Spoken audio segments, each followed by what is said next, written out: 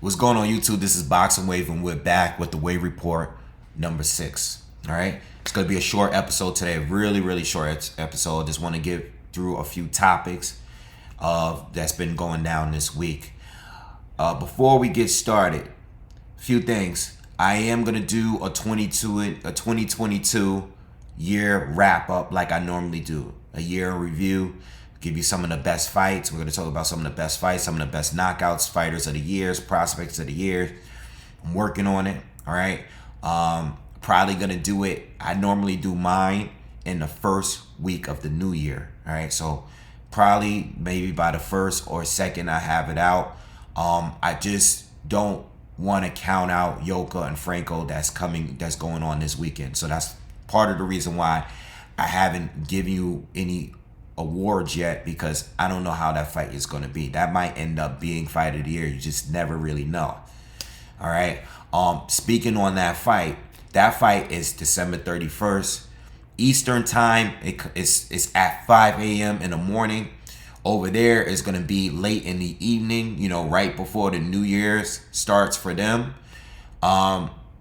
We don't currently have a broadcaster for that fight here in the U.S. or even in the U.K. All right, that's going to be streamed in Japan, but as far as the U.S., we haven't heard anything official yet. If there's something that comes up later, I will give you an update or I will post about it. I would like to do live commentary, but it's really tricky with doing those fights early in the morning. I'm going to try to get up and do it. If we do, like let's say ESPN picks it up or DAZN picks it up, sometimes they'll pick up the fights. If they pick it up and I'm able to jump online real quick and do live commentary, I will. I do want to do live commentary on the fight. It is a good fight, and if you haven't seen my breakdown for the fight yet, check it out. I did a short breakdown of the fight. It's a really good fight. Ioka is going to be defending his title at super flyweight. But I will do commentary if it's available, But yeah, check out the breakdown. Also, Chris Eubank Jr. against Liam Smith. Probably do my breakdown for that fight today, so be on the lookout for that. Yeah, that's pretty much it. I think that's the that breakdown got coming up, and then I think I'm gonna do Anthony Yard against Arthur Beterbiev. That'll be the next breakdown after that. So be on the lookout for those. And check out all the breakdowns that I've done if you haven't already, all right? So let's start with the news of the day or the news of the week. The newest news of the day is the WBC is going to allow transgender fighters to face each other, okay, in 2023. They're going to be looking to start their own category, meaning they're not going to allow born men that identify as women to fight other women. They're not going to mix genders. According to Mauricio Solomon and reports, they've been consistent. He said that he's not going to mix genders. They're going to have their own category. And if you are a transgender woman who identify as a man, you're going to be fighting other women that identify as men. All right. Or if you're, at the very least, if you're a man, born man, identified as a woman, you're going to be fighting other born men identified as women. It's not going to be where a man is going to be fighting a woman. What's my thoughts on it? I have no problems with it as long as they're going to keep them in their own category and they're not going to be mixing the genders. I don't want to see in boxing and combat sports, and I've seen it in MMA, right? I've seen a couple fights. There's a couple of fights floating around on YouTube years ago where you had men identified as women fighting other women, born women. All right. I have a problem with that. All right. They were dominated and we just don't want to see that. Now, when it comes to other sports, not combat sports related, am I against it? I am against it only because I think they just shouldn't mix genders in general. I don't think they should mix genders when it comes to sports. I think if you are a female or born female, you should be playing sports, whether it's basketball, whether it's track, whether it's swimming, against other born women. And I think that's the same with men. Okay, I think there's a reason why they don't mix genders. This is a reason why in boxing you have men fighting men and you have women fighting women. That's my stance on it.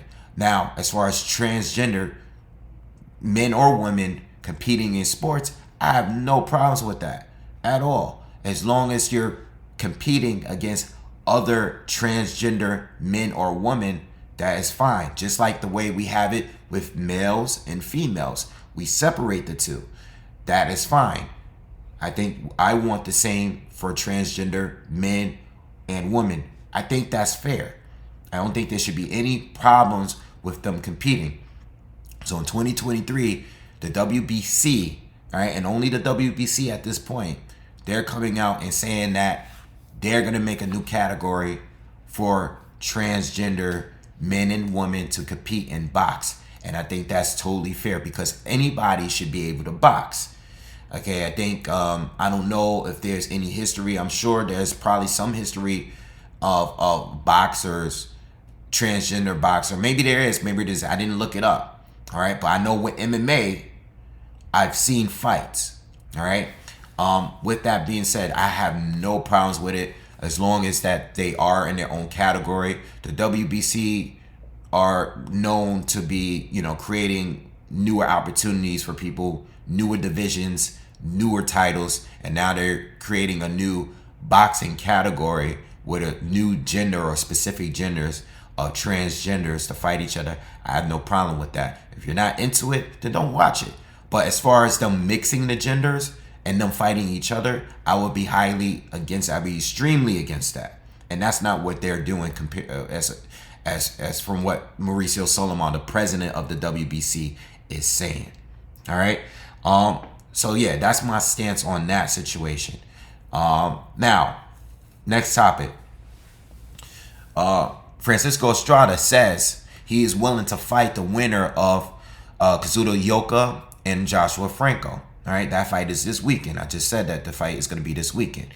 He is looking to fight the winner of that fight, and that's cool. But he also said he's preferred to fight Ioka, which I think most of us prefer that fight simply because that's a fight that we've been looking for a while. We've been looking for Ioka and Estrada or Chocolatito or one of these Sorong.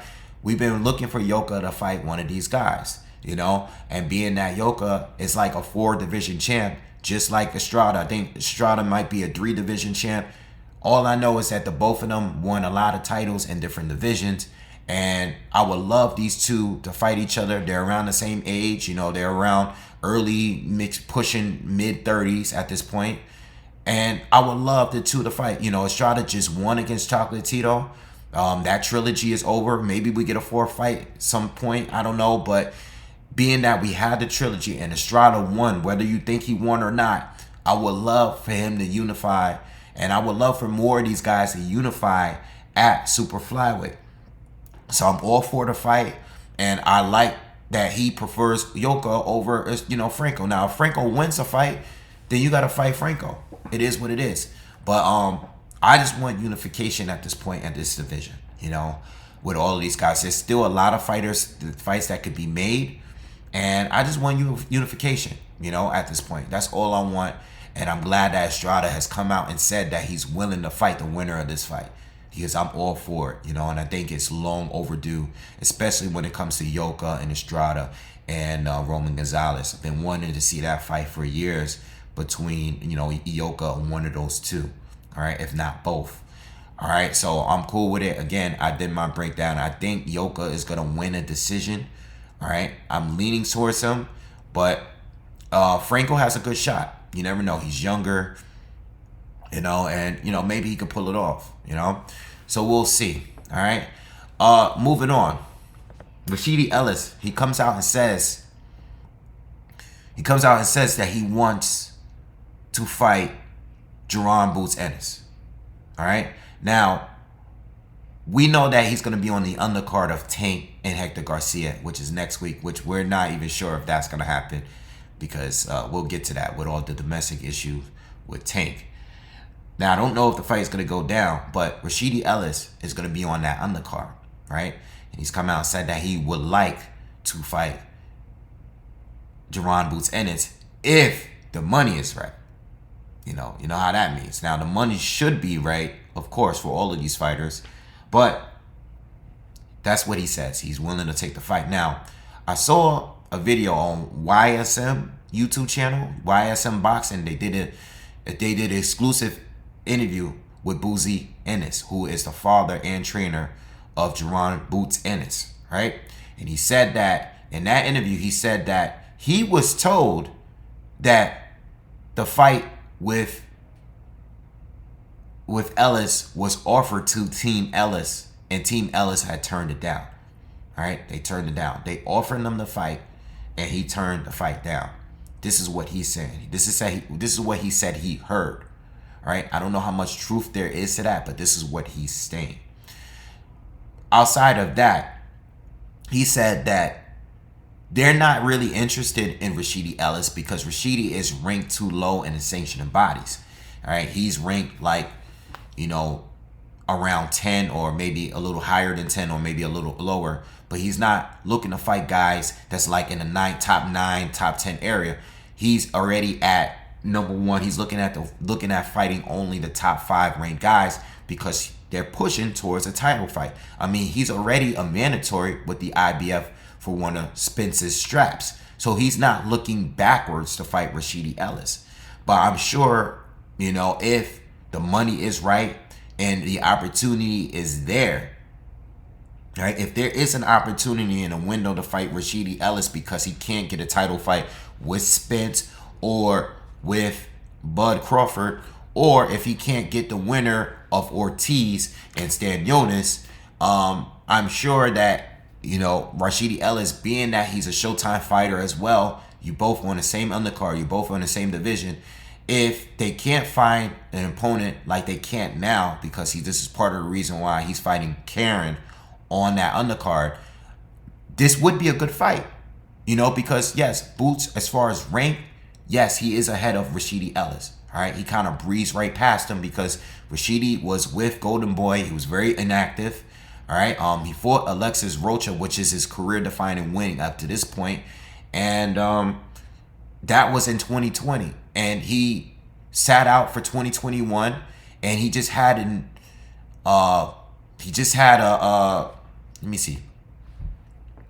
tune-up fight recently on the PBC in July against a guy that is 13-10. All right, and he stopped them in one round. So he's only had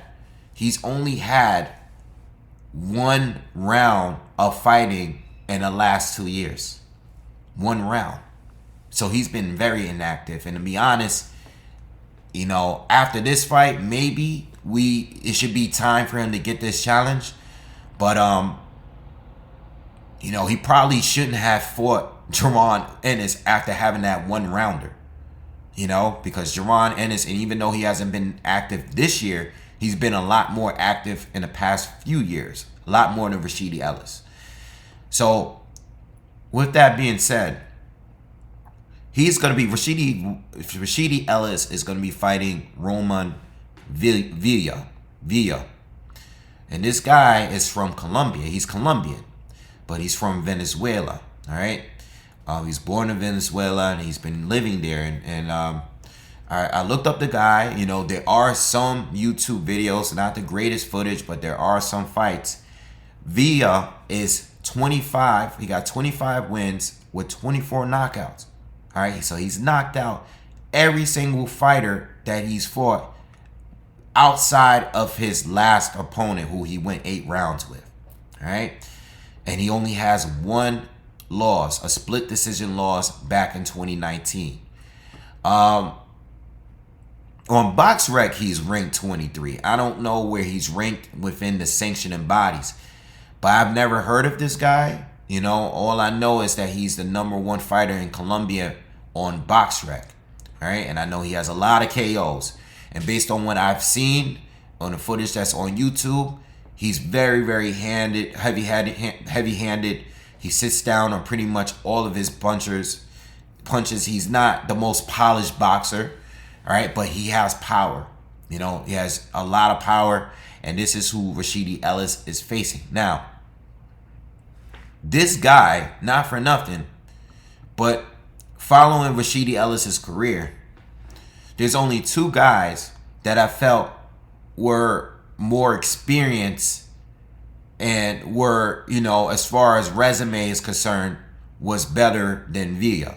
And Villa, I would say Eddie Gomez and Alexis Rocha. All right, Alexis Rocha by far was the best person that Rashidi Ellis fought, and Eddie Gomez was definitely the best person that he's fought outside of Rocha. All right, this guy has got to be the top 3 opponent for Ellis. So even though we don't know who this guy is, we know that he has knockout power, and we know for a fact now that he has a puncher's chance against Ellis. If Ellis, by any means, is sleeping on this guy, or if he is, you know, still a little rusty, all right, he can get caught and clipped. This guy is 29 years old, and he has a lot of power. This is not really an easy fight on paper. Now, when I looked at the guy, when I look at Roman and saw him fighting, this is a guy that Ellis should easily outbox. But he has a huge puncher's chance. You know? So if Ellis is caught slipping, he might catch one. All right? If he's not careful. All right? But overall, hopefully he's just not sleeping on this guy if they are to fight next week. All right, so Ellis, I like the fight with Jaron and Ennis. You know, if he is to win this fight, if they both win their next fights next week, which I'm expecting them to, I would love for them to fight each other, because I still think, even though Rashidi Ellis doesn't have the fully equipped resume, I think his chances of beating Boots are greater than anybody we've seen Boots face up to this point. You know, and Boots has fought some good fighters. He's fought some guys that were pretty good. But I still think Ellis brings a lot more to the table on a stylistic standpoint than Castillo Clayton, Tomas Delorme, Sergey Limpinets. You know, I think Limpinets has done a lot more because he's a former champion and stuff at 140, you know, and he's pretty tough fighter, pretty tough, durable fighter. All right, so maybe you can make an argument that Limpinets is a little bit better, but I think from a stylistic standpoint, being that Ellis is very, very quick, he could end up giving Boots some trouble. I like that fight. I would still be leaning towards Boots if they were to fight. All right, but yeah. We'll see what happens with all of this, and we'll see if this fight's even go down. I mean, listen, if the Tank fight doesn't, and we're going to go right into that topic.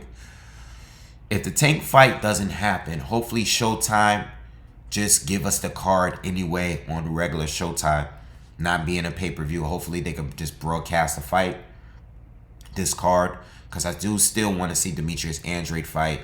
I do want to see Rashidi Ellis. I do want to see Jaron Ennis. Hopefully this Tank situation doesn't ruin the entire card. All right, that's what I'm hoping for. All right, moving on to the final topic of the day. I just want to touch a little bit more on Tank Davis and his situation. Also, I want to speak on Calvin Ford, who is his coach, and his comments that he came out and said about titles not really matter. Calvin Ford came out and said that titles are not really important to him.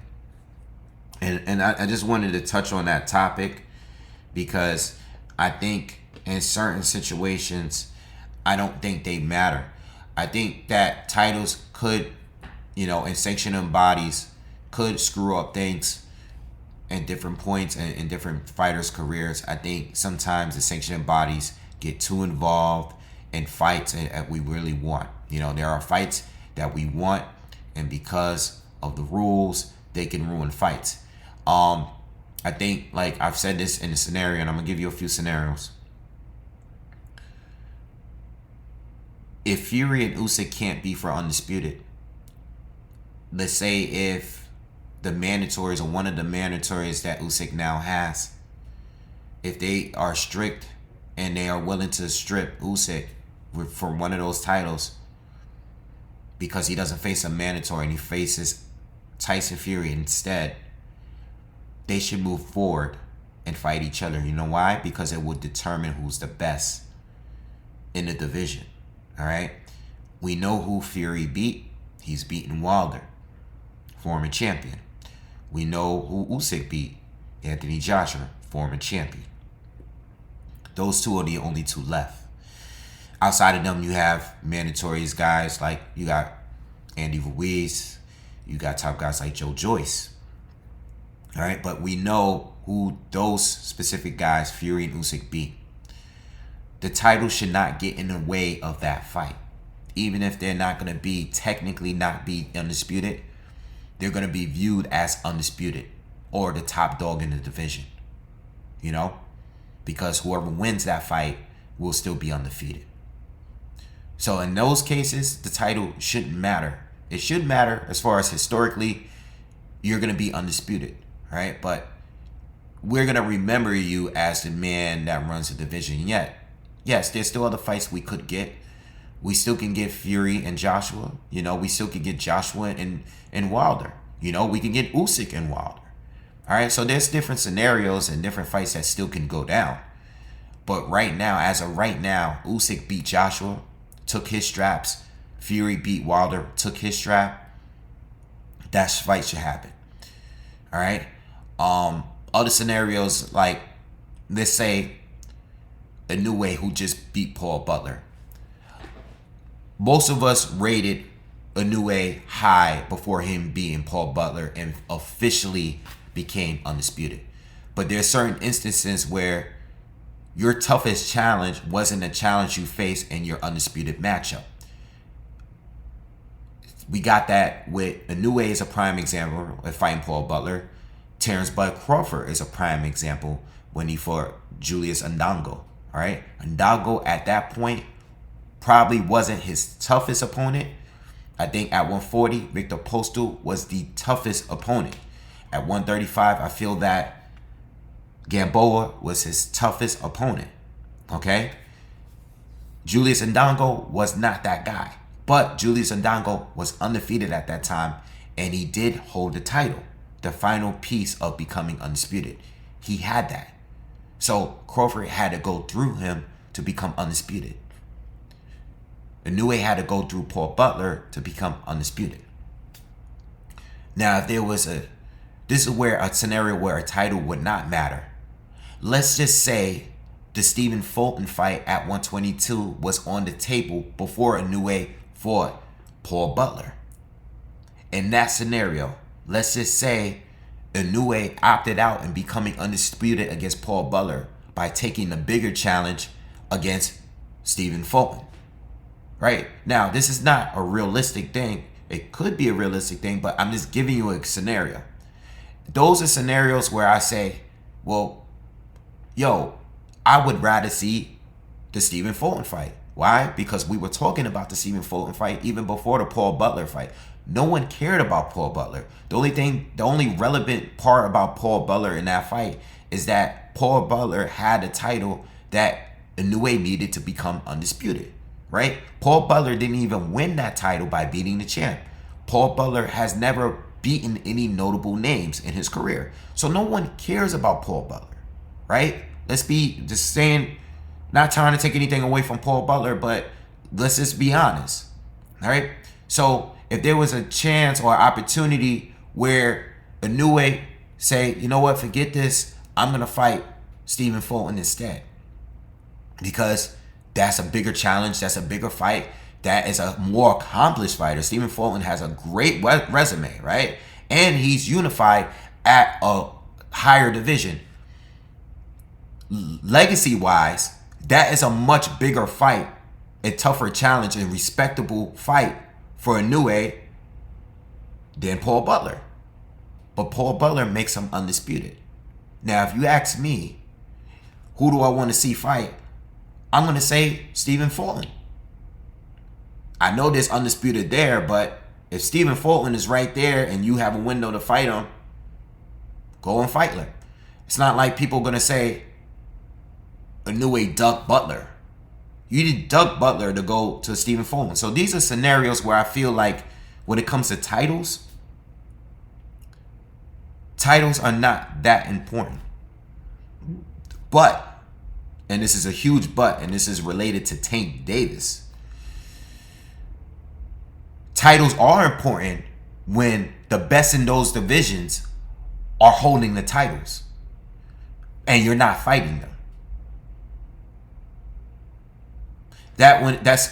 When it comes to guys like Devin Haney or Vasyl Lomachenko, if they're holding the titles and you're holding on to your WBA title, the junior one, and you're not fighting the top dudes that hold titles, but they're also the top dudes. These are not Paul Butlers. These are not Julius Ndongos. Now, we know that the Ryan Garcia fight is a big fight. It's probably a bigger fight than Lomachenko or maybe even Devin Haney. It may be a bigger fight because you got two popular guys with names and they're popular on social media and all that stuff. Cool. Are they legacy fights? Yeah, it's a legacy fight based on the fact that when we look at Ryan's resume and his career, if he is to get a win over Tank Davis, that would be a huge win for him. Same with Tank beating Ryan. That would be huge. Beating Ryan as he's undefeated, that would be a great win. But to say that the titles aren't important, well, the titles aren't important if you don't care about your legacy. If you just care about making money in every single fight and not beating the best of the best. I mean, the top tier guys, the very super elite. We talked about this the other day, the word elite. Isaac Cruz is not top tier. He's solid, but his fight and his performance against Tank, being that he survived and went the distance, made him top tier. Not him winning the fight. You know? Remember, Isaac Cruz was a replacement for Rolly Romero, who's not even proven to be top tier neither. You know? So, with all that being said, titles do matter. It might not be important to you because you're looking at the bag and making money. Yo, we're going to sell out the arena no matter who Tank faces. Well, in that case, I can see why you just don't care to chase the titles or fight the champions. You didn't have to fight Teofimo Lopez or George Kambosos when he called Tank out. You don't have to fight those guys because you don't care that the titles are worth it. You don't think they're worth it. You know, and especially because you're going to have sanctioning fees and all of that stuff. So I get it. Titles are not that important. All right? But if you are fighting some of the top tier fighters, that is important. And if you're not fighting, if the top tier fighters are the champions, because I don't think all the champions, sometimes fighters win vacant titles. Sometimes titles are stripped from the top tier fighters and given to the guy that happens to be the number one guy or the interim champ. I'm not talking about those cases. When it comes to champions and titles and fighting for titles, I think that the titles are important because it identifies who's the best in a division, especially when you're unified or undisputed, because you're only fighting other titleists. You can't take that away from champions that never fight other former or current champions. If you're not fighting other former or current champions, who are you fighting? You know, now there are some fighters out there that we believe are boogeymen, that are avoided, that are not champions. A lot of people feel that about Boots right now. Boots is not a title holder. He's not a champion. All right, but he's being avoided. He's willing to fight just about anybody in that division. He's being avoided right now, you know? I mean, he's earned his way to the top. I mean, he's at a point where he's a mandatory for a title shot, but most likely he won't get a title shot unless it's given to him, because people are going to avoid him. You know, high risk, low reward for some of these fighters there. They're going to go with the other option. Fight an easier man, though, or fight an easier ring guy, or fight the easier champion, or fight a tough champion where the risk is worth the reward. That's how these fighters move. Let's be honest. Let's be real. But saying that titles are not important is a little bit ridiculous if you're talking about legacy or proving that you're the best. You haven't proved that you're the best. Even if I believe that you have the talent or you may be the best, you haven't proven it, because you haven't fought that one dangerous fighter, that matchup where we're going into the fight like 50-50, you know, or where you're not the favorite, or the odds are very close. You haven't had that match. A lot of us say still since Pedraza, we haven't had that feel like, yo, Tank is going to something dangerous here. We haven't had that feel. We had some certain fights, you know, where, you know, Mario Barrios, where you fighting a really bigger guy, you know, fights like that. You know, Isaac Cruz, because his style. You know, we had certain fights that were like, all right, Rolly Romero, his power, he was bigger, he was stronger, looking good leading up to the fight. But we haven't had that feel that like Tank was really in danger leading to a fight. You know, Ryan sort of gives us that feel. Well, let me speak for myself. Ryan gives me that feel a little bit, you know, but I'm thinking more like Tank. I'm thinking more like, you know, Devin Haney or Shakur Stevenson or Lomachenko. I'm thinking like more like those guys, you know, or even Teofimo when he was at 135. I'm thinking more like that. All right. And when you keep looking good against subpar opponents, there's still that question mark there. Like, yo, you're winning and you're getting stoppages because you're fighting a certain quality. We want to see you level it up so we can see how you really look under pressure. You know? All right.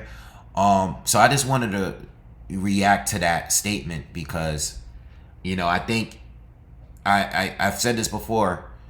When the titles or the sanctioning bodies are getting in the way of greatness, then you got to do what you have to do and move on without the title. But there's certain, in most cases, the champions do identify, you're identified as one of the best in the world. You're world level. You're a world champion. Sometimes there's guys that's not world level that become champions, like Paul Butler, you know?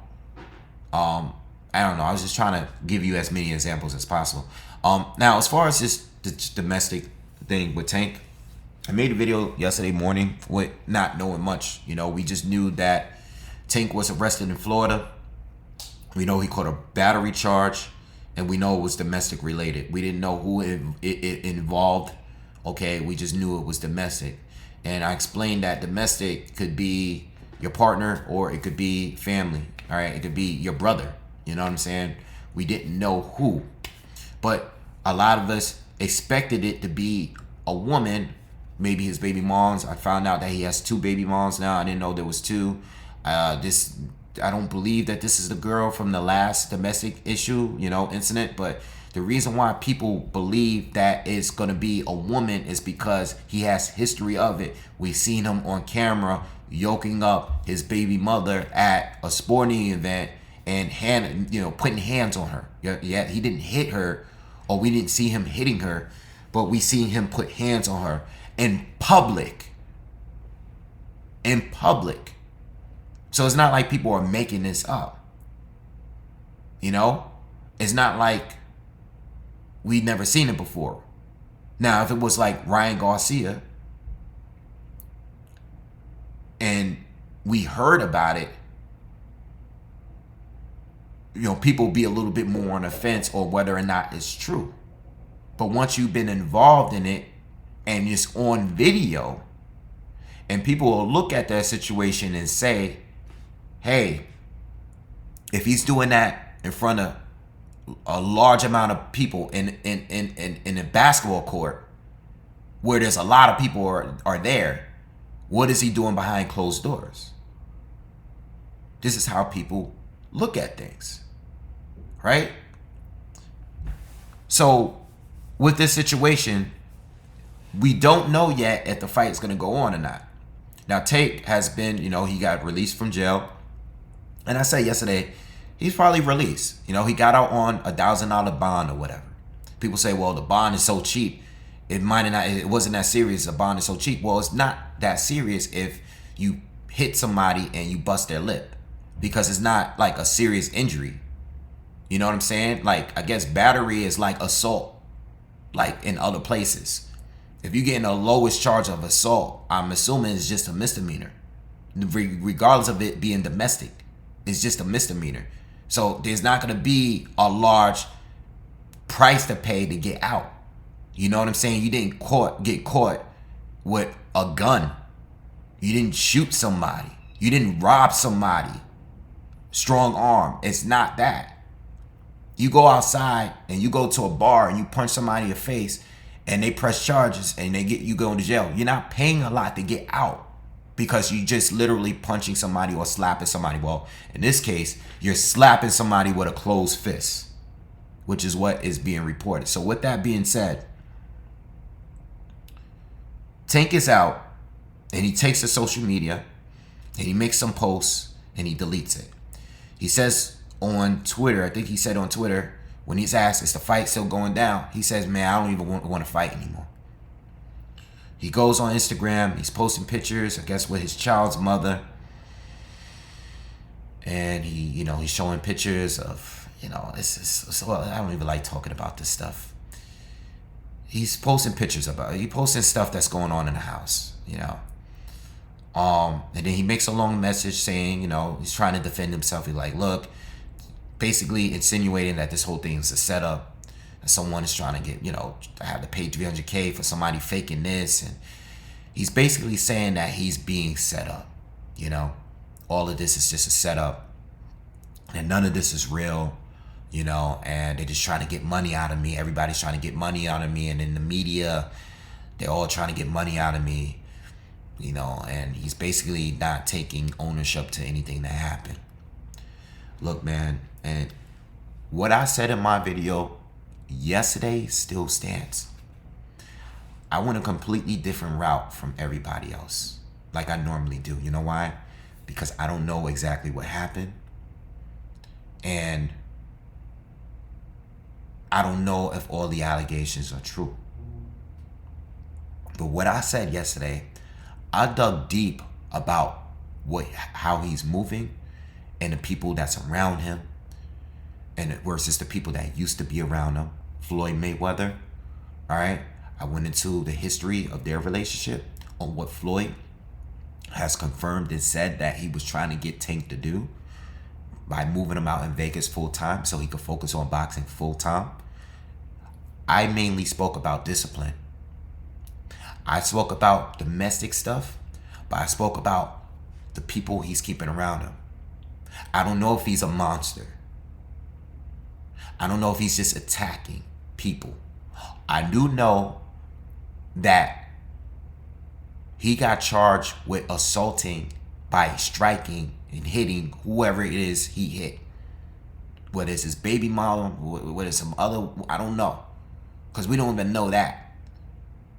But I'm assuming this is baby mother because he's posting stuff in the house of her before things went down. This is how we were. We were watching Frozen together as a family before things got bad. Well, I'm assuming he's talking about his baby mom. So with that being said, if you are with people within 2 weeks of your fight, because my first question is, what are you even doing there? Why are you even in that? What are you doing? You got a fight coming up next Saturday. Why are you even there? And, so many people come out to defend him, but they're not telling. This is why people don't get better. I said this about Broner. Who's with Broner that's grabbing him by the back of his neck and saying, calm the fuck down? You got so many yes men. You got so many people that are afraid to ruin their relationship with you, that they want to keep quiet about the ugly truth. You're never going to get better. You're never going to get better. Now, he's playing victim in the situation, as in he didn't do anything. He's getting set up. Well, listen. This person's saying you hit her. And I guess to police, there's pictures of the injury. If that's true, you did hit her. Now, how did you get there? Well, that's a different argument. Did she hit you first? I don't know. We don't know. We may never know. But what I know is that if this is the kind of environment you are in, whether you got a fight coming up or not, you having a fight coming up makes it even worse. But if this is the people that you surround yourself with and have children with, you have a problem. And this is what I said yesterday. You are either a monster and you just can't find a way to keep your hands off women, or you keep dealing with women that's pushing you to do this kind of stuff. If you did it out of self-defense, because yes, there are women that abuse their men partner too. There's a lot of women that can't keep their hands to themselves. They are. So what are you doing? You have a problem. You're picking the wrong ones, and you're investing too much time into the wrong people. And you having children with these kind of people is a problem, because you exposing toothbrushes with shit on it that they put on your toothbrush. Like, you got to get out that hood mentality, bro. And you got to stop having... This is what I meant by discipline when I spoke on this yesterday. You got to move away from your environment. If that's what you have to do to change up, then do it. But as long as you keep yourself around... I say this about these rappers. I mean, I don't talk about it, but these rappers that love going back to the hood and getting shot in their hood and where they from, Chinks, Stack Bundles, you know? I mean, the rappers that I listened to back then, I mean, it's happening now too with rappers. Rappers is getting shot every day. But you got to remove yourself from that environment. And the problem with these yes men that want credentials, they want interviews that's going to kiss your ass, and people around you too. They want you to be around. They want to stay in your life, because to them, you're probably the only person in their life that's doing something. So they're gonna kiss your ass. No, fans too. Real fans, real friends, real family are gonna check you when you're moving wrong. And that's the problem that I see with him and a lot of other people that's always constantly getting into trouble in this sport. They're probably around people that want to be there so bad, and they don't want to get cut off, that they're going to say whatever they have to say.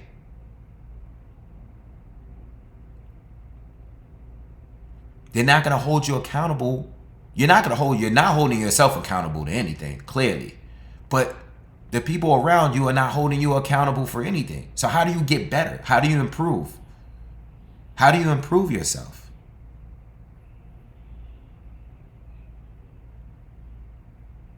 You know, I know when I was messing up, luckily, fortunately for me, I had a father there that put me in check whenever I was fucking up. Not everybody has that, and I understand that. But as an adult, you going into your 30s. You know, Floyd was kind of like a father figure, somewhat. And he was trying to remove you from that kind of environment by making you stay in Vegas so you can focus on boxing full time. You're a great talent. But when you post stuff like, man, I don't even know if this fight wants to go down, you're already checked out mentally over something totally unrelated to your fight.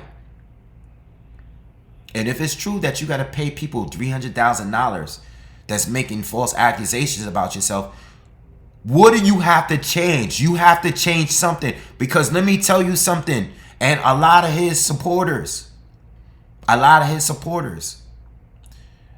of people don't understand that most people don't get arrested. Most people don't keep getting into domestic issues. Most people don't keep getting involved in this kind of stuff. The people that think that they're just victim and keep getting into bad shit and they just feel like they're a victim every time, you gotta be held accountable for something, for some of it. And from some of the comments that I'm reading, it's like some people just want to defend them and don't call them out on anything. They just like, yo, it's all a woman. Yes, in some cases it is. It is, but you gotta hold them accountable to something, yo. This is crazy. Where are we now in the times where everybody's a victim? Whatever you do, you make bad decisions in your life. And then you just blame it on everything else but yourself. I had to remove people from my life because as much as I loved them and as much of a good time we had when we were around each other, the night always ended in some bullshit. Maybe it's because they couldn't control the alcohol and they got aggressive and they want to fight each other. Yo, I care for you and I got your back, but you keep putting me in bad situations. So part of taking accountability is me removing myself from that situation. I love you to death, but I gotta love you from afar because you keep putting me in these situations. If I keep hanging around you, knowing how you get down, knowing that I don't want to be involved with that, if you keep putting me in those situations and I make the choice and decision to continue being around you, I'm held accountable for that. It's same thing as my partner. If my partner keeps getting aggressive anytime we get an argument, we get into an argument, you get aggressive. Me being a man, you being a woman, if you get aggressive with me every time we have a disagreement on something, or if you're slamming and you breaking, you're throwing stuff in the apartment, you know, if you're doing those kind of things and I choose to stay, then I know that it's just going to get worse. So hopefully, Tank, whatever happens in this situation, hopefully it's a learning experience. But if you're going to continue just blaming everybody else around you, it's everybody else's fault and I'm a victim, I did nothing wrong, I'm innocent, and you got all, you know, your little army, your little flunkies, yeah, Tank, yo, we support you, anything you do. Watch how people take information. People that come out and say, I seen somebody post this, oh, you know, you're innocent until proven guilty. Okay, cool. Do you have that same stance where everybody else? If it was Ryan Garcia, would you feel that way? Would you feel that way? Oh, the media is attacking me. You can't pull the black card for everything. I get it. When it happened to Sergey Kovalev and he was out here doing it, no one really cared. You know why? Because no one really cared about Sergey Kovalev, especially at that period. If it was Sergey Kovalev, nobody would have said nothing. I know Sergey Kovalev got into some crazy domestic shit. But Sergey Kovalev is not Tank Davis, especially in America. He's not that. So if Tank gets into a minor domestic and Sergey Kovalev get into a major one, guess what? Who's going to be the top headline of the day? Tank Davis. You know why? Because Tank is a star here in the boxing world. He is. He's extremely popular and he's extremely hated. And being extremely hated makes you even more popular. So him just getting into this small situation with his girl, and I don't want to say small as in, because you hitting your girl is no good. It's no good. But because it can lead to worse things. I understand domestic violence, but at the same time, like, bro, you're a star. Of course, the Shade Room is gonna post all these gossipy media outlets. And you know what? Most of the boxing channels are gossipy media outlets, if we're being honest. Most of them are. At this stage, it's not even really, most real channels don't even exist.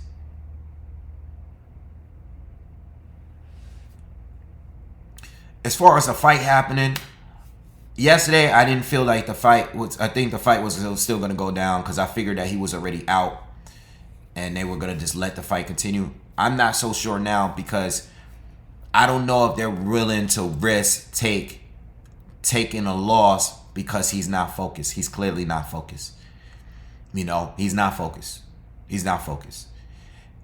Not even because of the situation, but the fact that I know that where he's at right now, him being in Florida in that house during that, all that stuff that's going on, those stuff that he's taking pictures in, him being in that kind of environment when he has a fight in less than 2 weeks makes me know that he's not focused. He's not taking this fight serious. He's going to mess around, end up like Teofimo Lopez did against George Camboso, thinking he's just going to get a quick knockout. And I think he should knock out Hector Garcia. And I think he will. But is Showtime willing to take that risk right now for a guy that clearly is not focused on boxing? Does he even want to box? He's talked about retirement already. And now he's talking about he don't even know if he wants to do this. He's clearly not focused. And unfortunately, he has so many ass kissers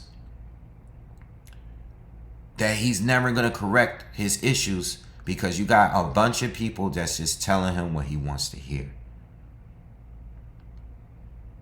Sad. I like Tank a lot. As a fighter, all right, as a fighter, he's one of my favorites to watch. You know, I wish the best for him, you know, but, you know, I can't defend any of this shit. Why would I? Why would I? You know, people feeling like they're victims is part of the problem, man. We're never going to get past it. We're never going to get better. We're never going to get better. It's never going to get better. And in fact, it's becoming the new norm to just not take accountability for anything. We're normalizing having an excuse for every bad decision we make. Do everything by the book. You say the system is jammed up, it's messed up. Do everything by the book. You won't have those issues. But if you go against the grain and you get bitten for it, you can't cry foul every single time. Do what you gotta do. You are making millions. People will die to get in your position, to have what you have. Stay disciplined. He doesn't seem like he wants to be that. So he might end up being another great fighter that ends up got another fighter with great talent that ends up just being nowhere. I don't know. And I'm concerned about that trial he got coming up now because you know this is going to come up. I don't know how much of an effect this is going to play, but it's going to come up in that trial. You know, last thing you need is the extra bullshit, you know? So what just happened to Tory Lanez? You know, not that I follow too much of that. I mean, from what I heard, I thought he was going to be innocent. Not because I didn't think he did it, because I think he did it, but I just thought the case was an awful case, you know? Whether you did it or not is more about whether you get proven guilty, you know? Whether you're innocent or guilty, not whether or not you actually did it. It's about proving it. You know, I'm worried about him in that case. I'm worried about him in general. Anyway, I went way longer. This was supposed to be like a half hour long, and then I just went in a whole tangent about this Tank situation. Again, so I guess I'll let you guys know if the fight goes on. I mean, I did a breakdown for the fight. All right, the fight is gonna be next Saturday. You know, I wish him luck, but I wish him luck. I wish him to be better. I don't wish him luck, because if he is guilty and he did what he did, I'm not wishing him luck. I'm wishing him peace and help. All right, if it is true, you know. But that looks like a really toxic environment for the both of them, you know. And being that this is another woman, it's like, damn, man. I mean, you can't keep saying it's a coincidence, you know. Anyway, I'm out of here, man. Y'all have a good day. And I'm definitely going to give you guys that Liam Smith, Chris Eubank breakdown too. All right, real quick. I'm out of here.